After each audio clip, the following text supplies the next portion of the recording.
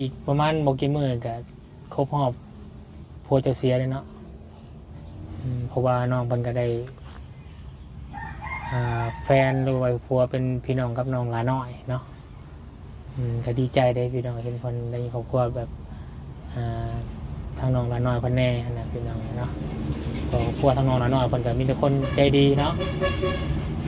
อัธยาศัยดีเบ่ทุกคนพี่น้องเนาะซาเฮาไปสัมภาษณ์หรือว่าถ่ายทำน้องๆเพิ่นก็ได้น้องเพิ่นมา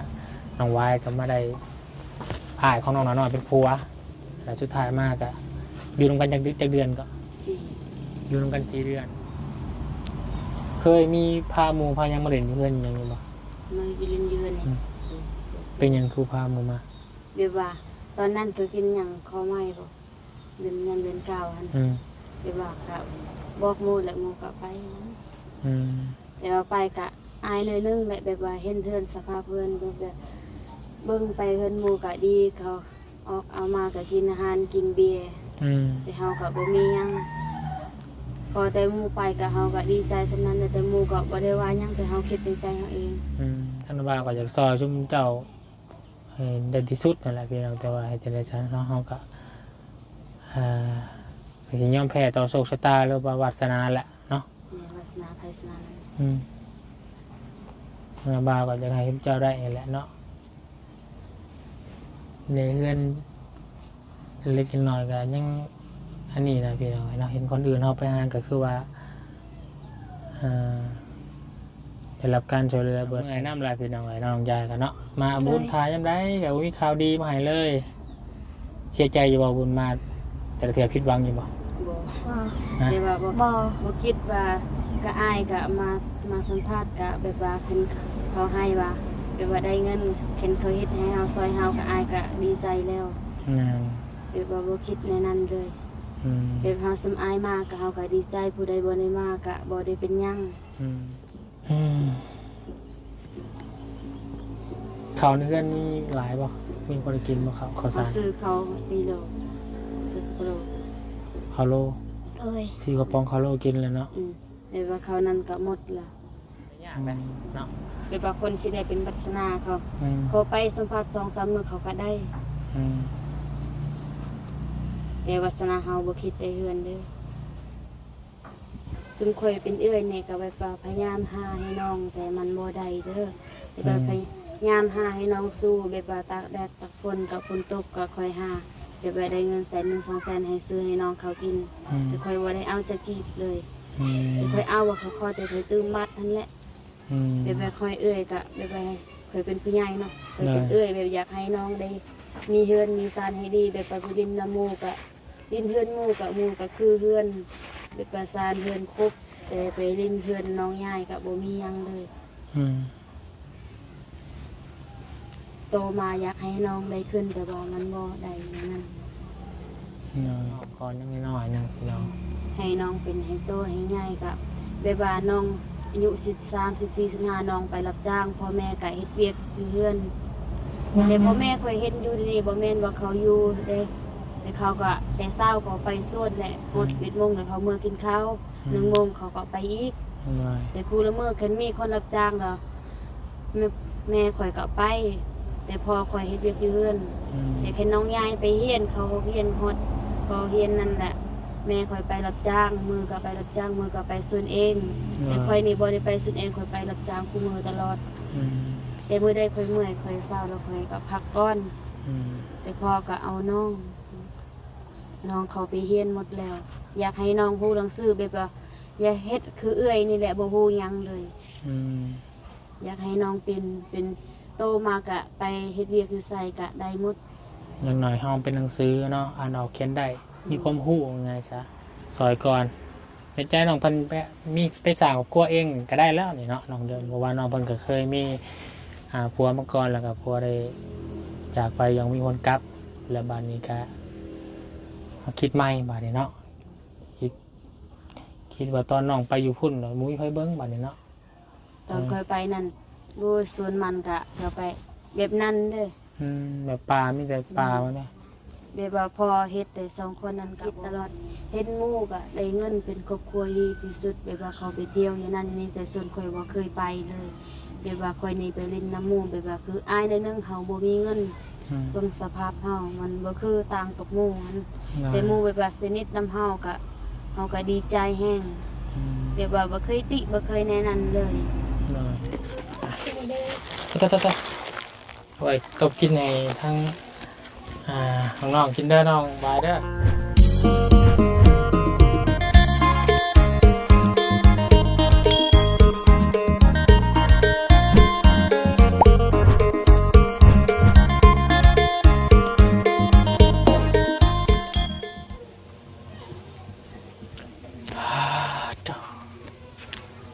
มายามใดก็ยังเซ่อยู่คือเก่าพี่น้องเลยเนาะ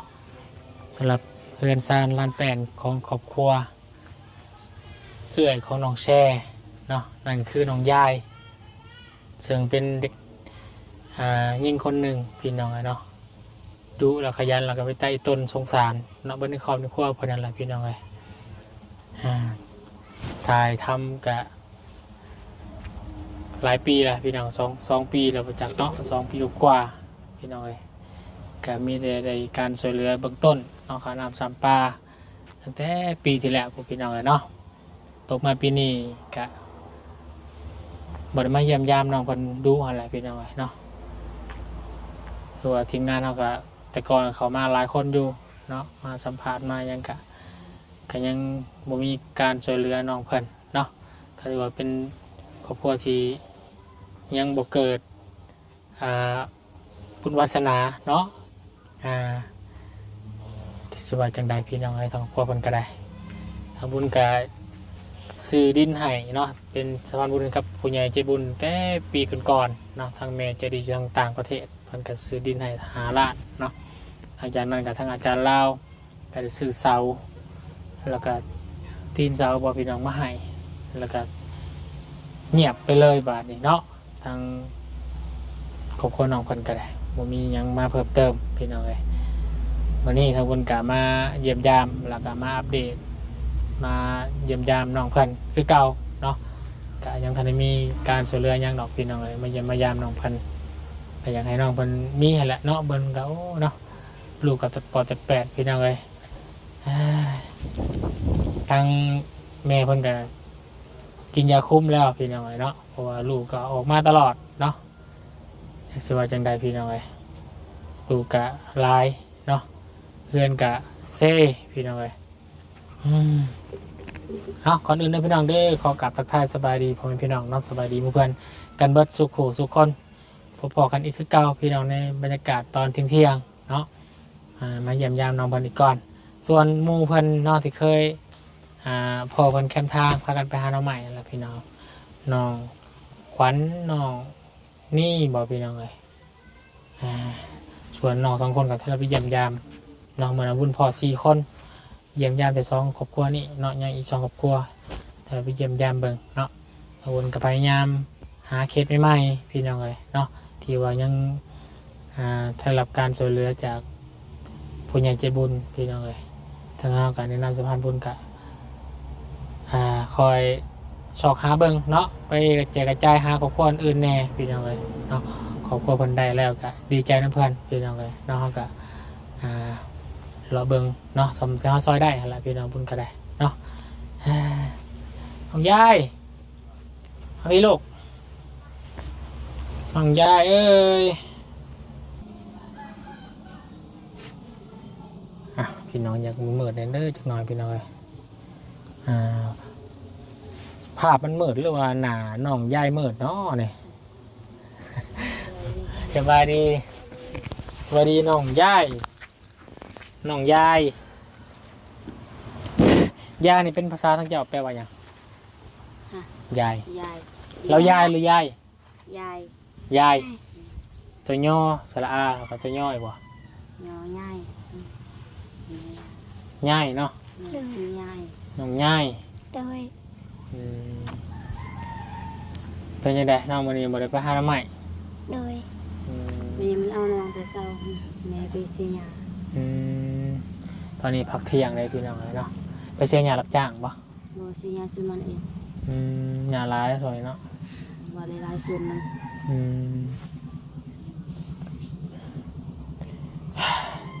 เป็นยังไงน้องยายมาบุญมาหาตลอดแกบ่มีข่าวดีมาให้เถื่อเนาะ โดย อืมน้องวายตะกี้ว่าทีมงานใช้บุญเขามาหลายๆช่วงก่อนเนาะก็มีคิดแอบคิดนิดนึงเนาะว่าจะได้เฮือนในซานเนาะไม่แอบคิดอยู่ป่ะแอบคิดอยู่ว่าจะได้เฮือนในซานตะกี้ ว่าคิดว่าได้เศร้าได้ดินว่าสิคิดได้เฮือนแต่ว่าเป็นเดินๆก็บ่ได้ อืมช่วงปีที่แล้วเนาะ แม่ ช่วงปีที่แล้วพี่น้องมากับน้องเพิ่นก็ดีใจแหละเห็นเสาเฮือนมาพี่น้องเนาะคือเฮือนอื่นเพิ่นก็เสามากก็คือว่าส่วนหลายก็ได้เฮือนคือว่าสำเร็จ แต่ครอบครัวน้องเพิ่นนี่ยังเซอยู่คือเก่าเนาะ โดย อืม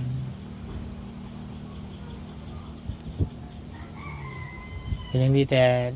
ได้ดินของตัวเองพี่น้องเนาะยังแต่เฮือนนี่แหละยังบ่มีแต่เสาอีกต้นก็ เขา ต้นมีเสากับตีนเสาบ่ แม่น ได้แต่หากมันเป็นยังไงเนาะได้แต่ตีนกับเสาส่วนเฮือนก็ยังเซอยู่ แต่ก็ใครกว่าเก่าอยู่พี่น้องเนาะใครกว่าแต่ก่อนตะกี้เนาะกี่ลมพัดมานะแมนทะลุลุล่วงไปเลย พัดทั้งนี้สอดทั้งพุ่นเนาะ โดย อืมเดี๋ยวนี้ผมจะว่านอนนำกันปฏิบัติเนาะ แม่น ตะกี้ไปนอนน้ำหมูเนาะหมูตัวนี้เอาผัวเลยก็เลยนอนอยู่ในเฮือนนี่แหละพี่น้องโอ้พี่น้องเบิดกันอยู่พอนอนกัน หมดกันเลย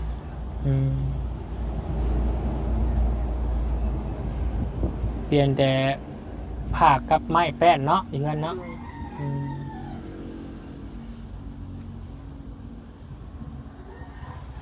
น้องเพิ่นก็เบิดหวังแล้วว่าซั่นเนาะก็ว่าสิได้อยู่บ่จ้ะ บ่ บ่ได้ ดอก โดย ถ้าได้ก็สิได้แต่โดนแล้วเนาะ โดย ว่าถ่ายทำน้องเพิ่นมานี่ก็สิเข้า2 ปีแหละแม่นบ่ แม่น2 ปีนี่แหละ เมื่อกี้น้องไว้ก็ดีใจน้องเพิ่นที่เป็นครอบเป็นครัวเนาะก็ได้แต่งงานไปในช่วงปีที่แล้วเนาะอีกประมาณบ่กี่มื้อก็ครบรอบผัวเจ้าเสียเลยเนาะเพราะว่าน้องเพิ่นก็ได้แฟนหรือว่าผัวเป็นพี่น้องกับน้องหลาน้อยเนาะก็ดีใจได้พี่น้องเห็นคนในครอบครัวแบบทางน้องหลาน้อยคนแน่นะพี่น้องเนาะครอบครัวทางน้องหลาน้อยคนก็มีแต่คนใจดีเนาะอัธยาศัยดีบริสุทธิ์คนพี่น้องเลยเนาะซาเฮาไปสัมภาษณ์หรือว่าถ่ายทำน้องๆเพิ่นก็ได้น้องเพิ่นมาน้องวายก็มาได้อ้ายของน้องหลาน้อยเป็นผัวแต่สุดท้ายมากอะอยู่นำกันจากเดือนก็ 4 อยู่นำกัน4 เดือนเราทั้งผัวน้องวายก็เลยเจ็บป่วยโซ่ไปแล้วก็ได้ล้มหายตายจากไปพี่น้องเลยเนาะแต่ตอนนี้ยังบ่ได้มีแฟนบ่ได้ยังติเนาะเพราะว่าน้องเพิ่นก็เป็นแม่กะหม่ายนะพี่น้องเนาะเพราะว่ามีแฟนมียังไปก็ไปอยู่น้ำผัวแล้วเนาะ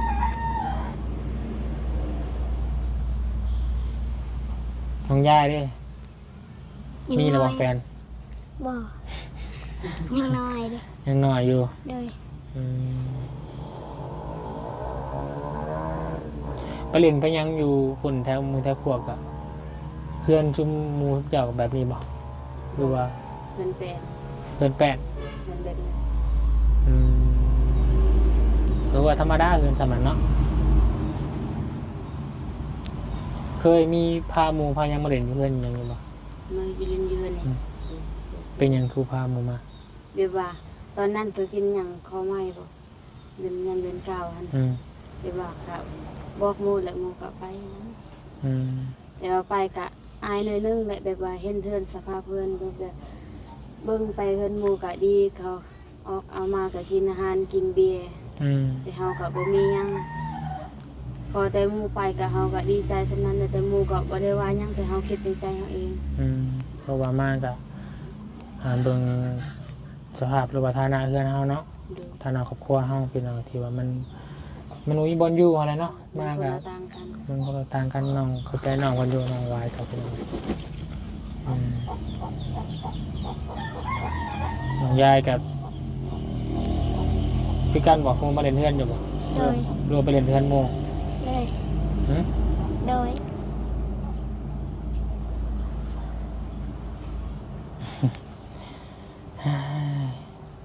ท่านบ่าวก็อยากซอยชุมเจ้าให้ได้ที่สุดนั่นแหละพี่น้องแต่ว่าให้จะได้สันเฮาก็สิยอมแพ้ต่อโชคชะตาหรือว่าวาสนาแหละเนาะ เนี่ยวาสนาไผสนามัน ท่านบ่าวก็อยากให้เจ้าได้นี่แหละเนาะในเฮือนเล็กน้อยก็ยังอันนี้นะพี่น้องเนาะเห็นคนอื่นเฮาไปหาก็คือว่าได้รับการช่วยเหลือเบิดนั่นน่ะแต่ว่าต้องครอบครัวเพิ่นนี่ที่พี่น้องลำบากจะถือเลขดีเนาะจัก100 ล้านจัก800 ล้าน400 ล้านบ่พอดอกเขื่อนเนาะเขื่อนหลังหนึงได้อยู่100 ล้านพี่น้อง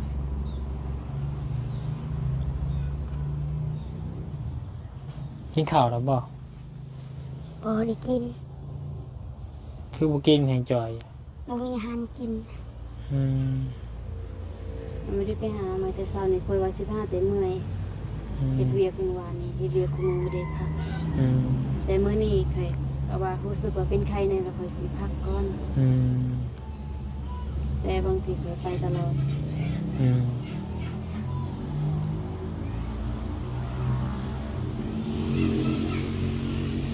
บ่จะคิดเวียกจะคล้องแน่แล้วก็รับจ้างแน่แล้วเนาะ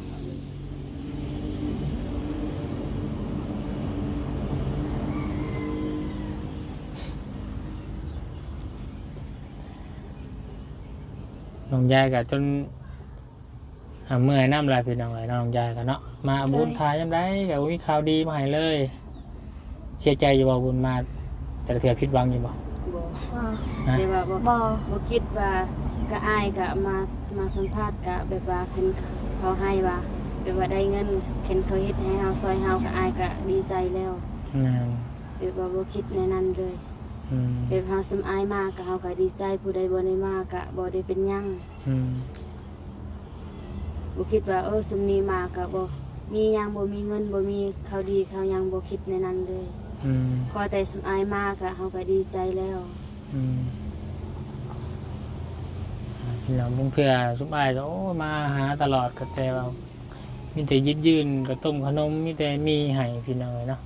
แต่สำอายกับแบบว่าทีมงานหันผู้ที่มาสัมภาษณ์นั่นก็แต่ดนแต่เก่าหัน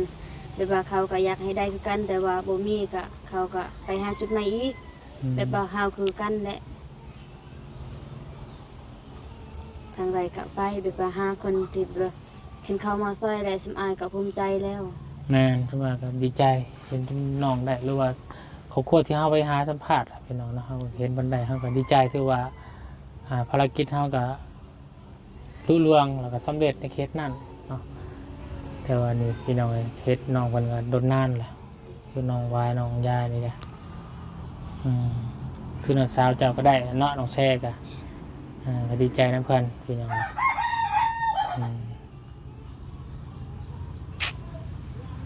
เจ้ากันเกี่ยวเป็นฝั่งเป็นฝ่ายก็ดีใจนำแล้วเนาะ ดู มายุทธาว่า4 เดือนที่ผ่านมาได้อยู่กัน4 เดือนแล้วก็หลังจากนั้นก็ได้จากกันไปอย่างไม่มีวันหวนคืนพี่น้องเลยเนาะทางผัวของน้องวายก็ได้เราสื่อหยังก็ สุออย สิออยเนาะ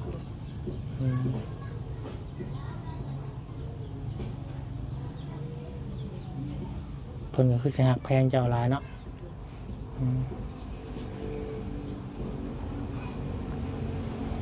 อยู่ตรงกันกับบริดลพี่น้องเลยเราเป็นคนนิสัยดีป่ะ แม่นิสัยดีแบบว่าเอาใจแบบว่าคือพ่อแม่เฮาให้มาซอยเฮ็ดเวียกกับเราก็ไป แต่เราคาดว่าเป็นคนที่ว่าบกแห้งๆบันไดเนาะเพิ่งเราคนที่จอยพี่น้อย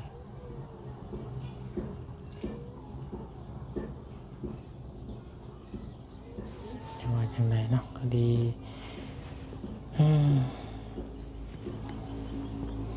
ข้าวในเฮือนมีหลายบ่มีคนกินบ่ข้าวเขาสาร ซื้อเขาปีโลซื้อโล โดย ซื้อกระป๋องข้าวโลกินแล้วเนาะ แต่ว่าเขานั้นก็หมดแล้ว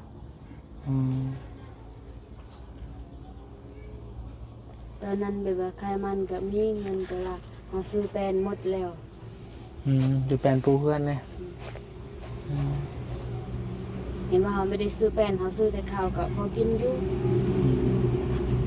วันนี้ชาวบูซื้อแปลนมาปูกันจะนอนก็นอนไปนอนมาก็ตกป่องแล้วเนาะตกเพื่อนอะไรไป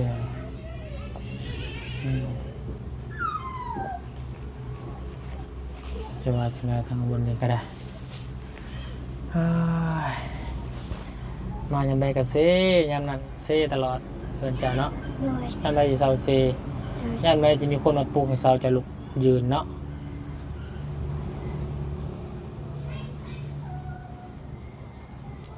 ถือว่าสุดๆอยู่ได้พี่น้องครอบครัวน้องเพิ่นกันนะสุดๆของการที่ว่า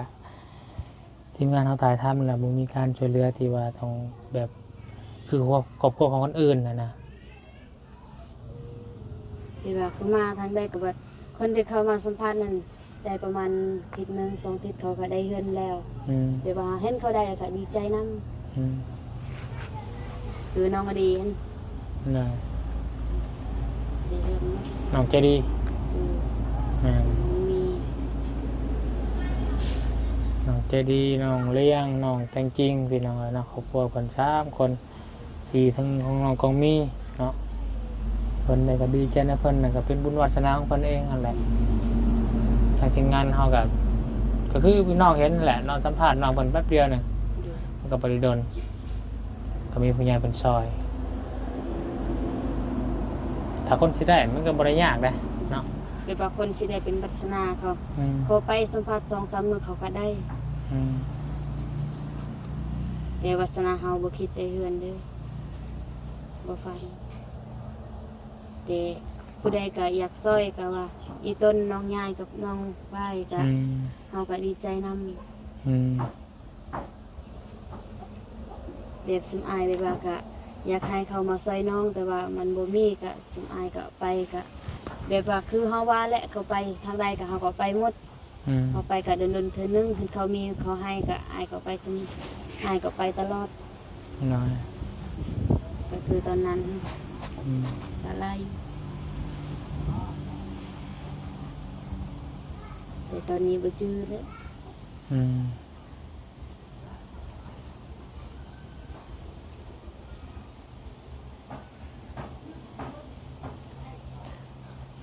สิว่าจังได๋พี่น้อง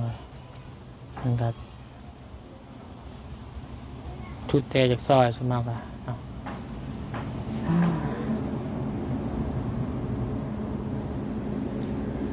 พี่นาเขาเรียนปอได้แล้วของยาย เดือนเก่า เขาเรียนมปอยัง ปสี่ 4แล้ว ความคิดความฝันส่วนตัวของเจ้านี่ใหญ่มากอยากเป็นหยัง อยากได้เฮือน ในเพื่อน โดย ซุมข่อยเป็นเอื้อยเนี่ยก็ไปพยายามหาให้น้องแต่มันบ่ได้เด้อแต่ว่าพยายามหาให้น้องสู้แบบว่าตากแดดตากฝนกับฝนตกก็ค่อยหาเดี๋ยวไปได้เงิน100,000-200,000ให้ซื้อให้น้องเขากินแต่ค่อยบ่ได้เอาจักกีบเลยแต่ค่อยเอาว่าเขาขอแต่ค่อยตื้มมัดนั่นแหละแบบว่าค่อยเอื้อยก็แบบว่าค่อยเป็นผู้ใหญ่เนาะค่อยเป็นเอื้อยแบบอยากให้น้องได้มีเฮือนมีซานให้ดีแบบไปดินน้ำหมู่ก็ดินเฮือนหมู่ก็คือเฮือนแบบประสานเฮือนครบแต่ไปลินเฮือนน้องยายกับบ่มีหยังเลยโตมาอยากให้น้องได้ขึ้นแต่ว่ามันบ่ได้อย่างนั้น น้อยขอใจน้องคนอยู่น้องวายกับเป็นยังไงเนาะคือน้องคนเป็นลูกกกใหญ่หมู่นะก็ต้องอดทนสู้เพื่อครอบครัว ซุมข่อยตอนนี้ข่อยคิดอยากเอาพัวแต่ว่าเห็นน้องบ่มีเข้าเบิ่งสภาพเพื่อนก็ให้อดทนก่อนให้สู้ให้น้องได้แบบว่าจุดฮอดเขาเฮ็ดส่วนมันหั่นแหละ เอาแบบว่าก็คือความคิดของน้องเพิ่นน่ะอยากจะมีครอบครัวอยู่ แต่เป็นห่วงทางนอกที่ว่ายังบ่ได้เติบโตในวัยที่ซอยเหลือตัวเองได้เนาะนั่นก็คือวัยงานให้อายุน้องๆคนหลายขึ้นกว่านี้เนาะประมาณ13 14 15เนาะที่ดูแลพ่อแม่ได้แล้วก็ดูแลตัวเองได้น้องเพิ่นน้องวายก็สิได้ตัดสินใจไปอยู่นํไปใช้ชีวิตในครอบครัวของตนเองที่ว่าสร้างครอบครัวใหม่ว่าง่ายซะเนาะไปอยู่น้ำผัวหั่นแหละพี่น้องเอ้ยแต่นี่สิไปตอนนี้บัดยังคิดน้ำน้องยังคิดน้ำแม่พ่อน้องๆถ้าว่าเพิ่นไปน้องๆเฮ็ดจังใดกินจังใดไปหารับจ้างซื้อข้าวให้น้องนุ่งกินเนาะให้ทางบุญก็เข้าใจน้องวายเพิ่นบางว่า FC ก็คือสิเข้าใจคือบุญพี่น้องเนาะถือเป็นความคิดที่ดีให้แล้วน้องกันเนาะให้สู่น้ำครอบครัวน้ำก่อนซอยน้องยายหรือว่าน้องๆก่อนยังน้อยๆนึงพี่น้องให้น้องเป็นให้โตให้ใหญ่ก็แบบว่าน้องอายุ13 14 15น้องไปรับจ้างพ่อแม่ก็เฮ็ดเวียกอยู่เฮือนแต่พ่อแม่ก็เฮ็ดอยู่ดีบ่แม่นว่าเขาอยู่เด้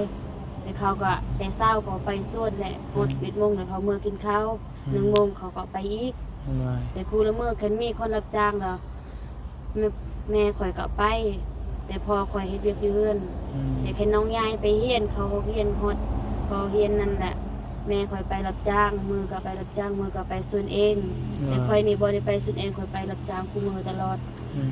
แต่มื้อใดข่อยเมื่อยข่อยเศร้าแล้วข่อยก็พักก่อนแต่พอก็เอาน้องเขาไปเฮียนหมดแล้วอยากให้น้องฮู้หนังสือแบบว่าอย่าเฮ็ดคือเอื้อยนี่แหละบ่ฮู้หยังเลยอยากให้น้องเป็นโตมากะไปเฮ็ดเวียกอยู่ไสกะได้หมดอย่างหน่อยเฮาเป็นหนังสือเนาะอ่านออกเขียนได้มีความรู้ไงซะมีความรู้ติดตัวไปแล้วก็เพื่อเฮามีโอกาสได้ไปเฮ็ดเวียกดีๆเนาะต้องมารับจ้างทั้งเสียหญ้ามันหรือว่าให้น้องไปรับจ้างให้เอาเงินเป็นเดือนอยู่เฮือนแบบว่าขายของขายเครื่องหยังอยากให้น้องสู้ชีวิตแบบนั้นแหละ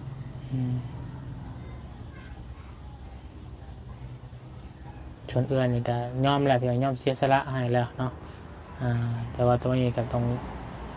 ซอยก่อนในใจน้องเพิ่นมีไปสร้างครอบครัวเองก็ได้แล้วนี่เนาะน้องเดินเพราะว่าน้องเพิ่นก็เคยมีผัวมาก่อนแล้วก็ผัวได้จากไปยังมีคนกลับแล้วบัดนี้ก็คิดใหม่บัดนี้เนาะคิดว่าตอนน้องไปอยู่พุ่นมุ้ยค่อยเบิ้งบัดนี้เนาะตอนค่อยไปนั่นดูสวนมันกะเขาไปแบบนั้นเด้อแบบปลามีแต่ปลาว่าเนี่ยแบบว่าพอเฮ็ดแต่2 คนนั้นกะบ่ไหวบ่อยากสิเบิ่งน้องเบิ่งเฮือนเนาะเบิ่งลูกเต้าเบิ่งน้องเบิ่งนุ่งพอไปเฮ็ดเวียกกะผู้เดียวเฮ็ดแม่ไปรับจ้างไปซื้อข้าวกะส่วนกะแบบว่าคือป้าหั่นแหละผู้เดียวเฮ็ดมันบ่ไหวแบบว่าส่วนมันกว้าง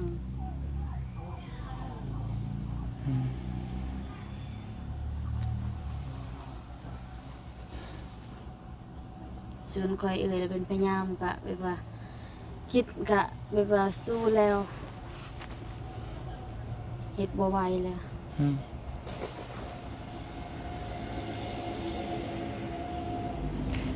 พอแล้วว่าอีพี่น้องสุดแล้วครอบครัวนี่เนาะที่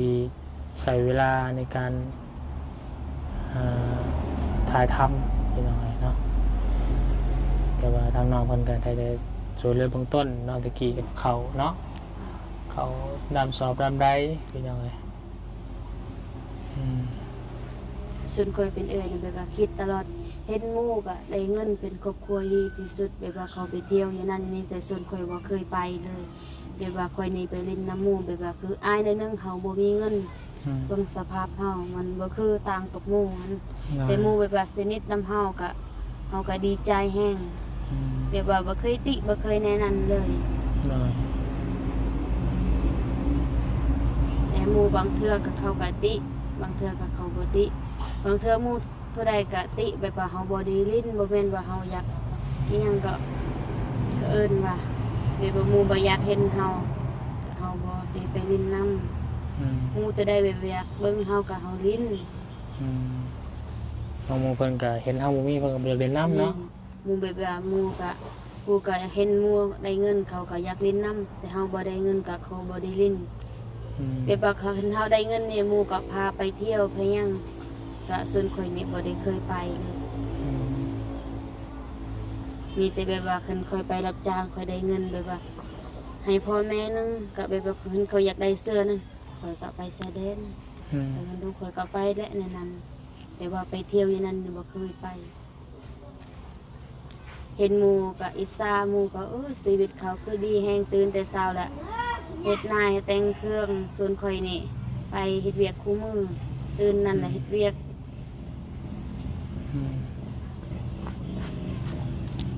เบิ่งชีวิตเขาคือดีเบิ่งชีวิตข่อยมันก็ต่างคน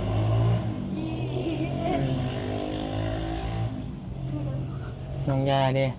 มีความคิดคืออะไรอยู่บ่ โดย ก็จะให้เจ้าทางใจเฮียนเนาะ โดย แล้วก็เข้มแข็งเนาะต่อสู้กับชีวิตประจำวันหรือว่าโศกชะตาเนาะที่บ่มีมาให้เฮาก็ต้องบ่ได้นอนตามใจกับยาเนาะเรื่องโศกชะตาเพราะว่าเฮาก็สู้ต่อไปนั่นแหละเนาะมันเฮามี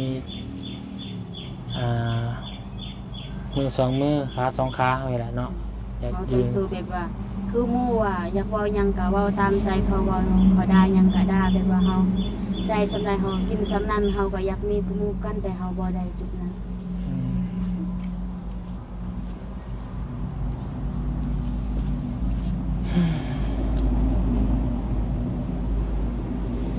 ใจก่อน สู้ๆเอาแล้วน้องหวายเด้อทางระบาวก็สิมาเป็นกำลังใจให้เรื่อยๆอยู่หรอกเนาะแล้วก็เฮากับบ่มีคือการทางบนเองก็ได้สิหยิบยื่นหมู่ต้นเล็กๆน้อยๆเอาต้มขนมมาแล้วมาเยี่ยมมายามก็ได้พอได้มาฝากน้องยายกับให้น้องๆกินเนาะ โดย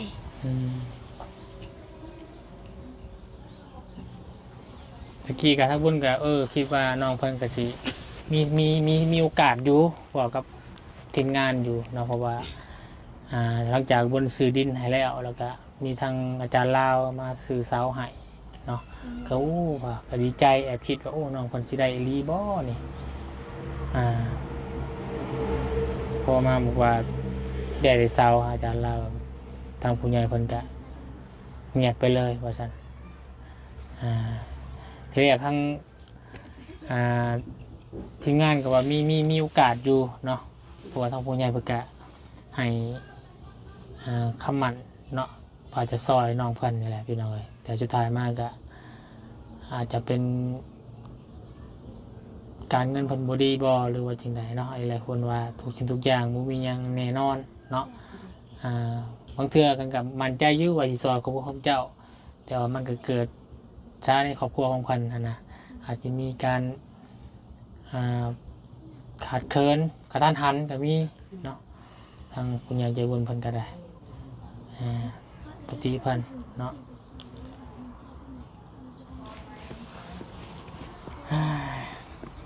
สู้ๆเด้อ โดย น้องวายคือกันพี่น้องเลยที่แต่เจ้ายังบ่ทันมีลูกเนาะที่ว่าผัวเราจากไปก่อนพี่น้องเรามีลูกก็โอ้ยสินักกว่าเก่าแล้วพี่น้อง กินมีลูกก็ชีวิตข่อยก็แบบว่าลำบากก็คือเก่าเป็นสาวหั่นแหละแต่อันนี่ก็บ่ได้ลูกได้หยังก็ยังค่อยลำบากอยู่อยากอยากมีให้น้องให้ได้ที่สุดแบบว่าบ่มีดอกว่าหาเงินแบบว่าเฮ็ดสร้างให้พ่อแม่เฮือนมันบ่มีนั่น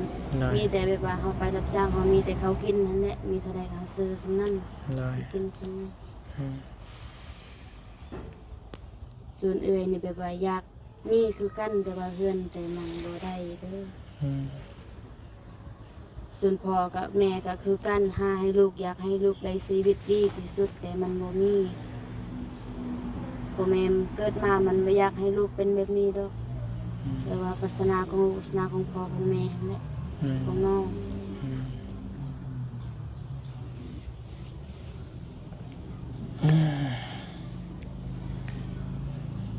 เป็นได้ความรู้สึกของน้องยายอยากได้อยู่บ่เฮือน อยากได้ แต่มันบ่มีเนาะ โดย ว่าเฮือนเท่านี้เป็นเฮือนใหม่เบิดได้พี่น้องมีแต่เฮือนน้องเรานี่แหละอ่า มีร่มนั่นก็กว่านี้อีกเขื่อน อืม เดี๋ยวว่ามีแต่เขื่อนหลังใหญ่นั่นแหละ อืมฝั่งภาคอะเนาะเฮือนหลังใหญ่ มีแต่เขื่อนเฮานี่แหละ บนหมู่บ้านนะพี่น้องมีแต่เฮือนลาวนักกว่าแล้วก็นักกว่าทุกเขตที่เขาเคยซอยเรือมาที่เคยถ่ายมานักเรื่องหยังเป็นนักเรื่องที่อ่ามีการช่วยเหลือแล้วเขาถ่ายทำทุกทีมงานเขามาเบิดเนาะในช่วงปีก่อนแต่ว่าก็หายไป พอเฮาก็หาซ้ำดีที่สุดแหละแต่ว่ามันบ่ได้คือเขาหันได้ลูกชายได้ลูกดีที่สุดเขาก็ไปเฮ็ดเวียกเฮ็ดนั่นแล้วเขาก็มี อืม ส่วนเฮานี่มีแต่เฮ็ดเวียกก็ส่วนเองก็ว่าไปรับจ้างหั่นแหละมีพอกินอยู่หั่นแหละ อืม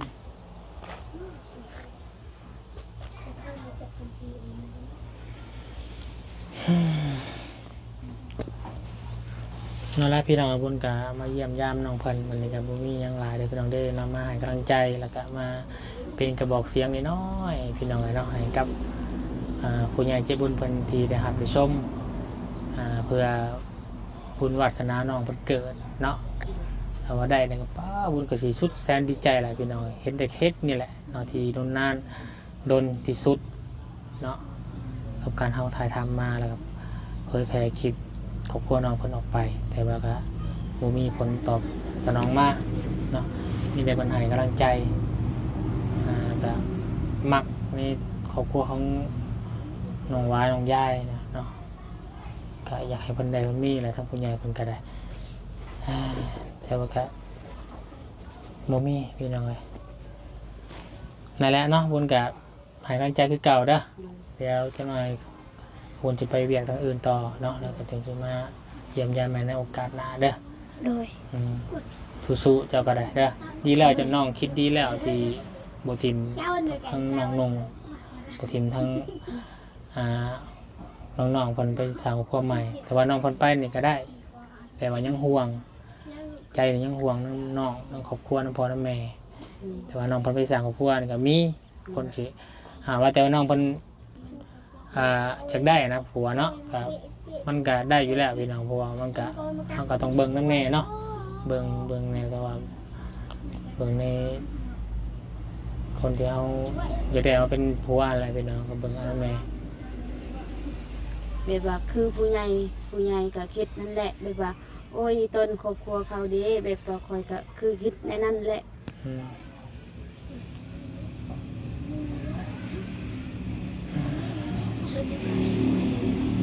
เนาะจะได้ก็สู้ๆแล้วน้องเด้อแต่ฝากขอบใจทั้ง FC เพิ่นแน่ที่เพิ่นให้กำลังใจ ขอบใจเด้อ FC เด้อเป็นกำลังใจให้น้องวายกับน้องงานครอบครัวของน้องเด้อจังไดขอให้ FC ให้ผู้ใหญ่ใจดีขอได้ให้ร่ำให้รวยเด้อ น้อย ขอให้สุขภาพแข็งแรงเด้อ น้อยสาธุนะฝากขอบใจปาลุงแน่ขอบใจได้ปาลุงขอให้ลูก ขอบใจเด้อป้าลุง สิเป็นกำลังใจให้น้องยาย ให้เป็นกำลังใจให้น้องยาย ให้ปาลุงอยู่ดีไม่แห้ง ให้ป้าลุงดูมีแห้ง สุขภาพเข้มแข็ง สุขภาพแข็งแข็ง ให้ร่ำให้รวย ให้ร่ำให้รวย สาธุ สาธุ ป้าสายเดียวคุณไปเอามีกับขนมมาไว้ให้กินกับน้องๆเด้อป้าน้องไว้พักผ่อนเนาะคนก็ไปเฮ็ดเวียกแต่ละมื้อกับพี่น้องเพื่อจะให้มีอยู่มีกินเนาะเลี้ยงน้องเลี้ยงนงแต่ละมื้ออะไรพี่น้องเนาะ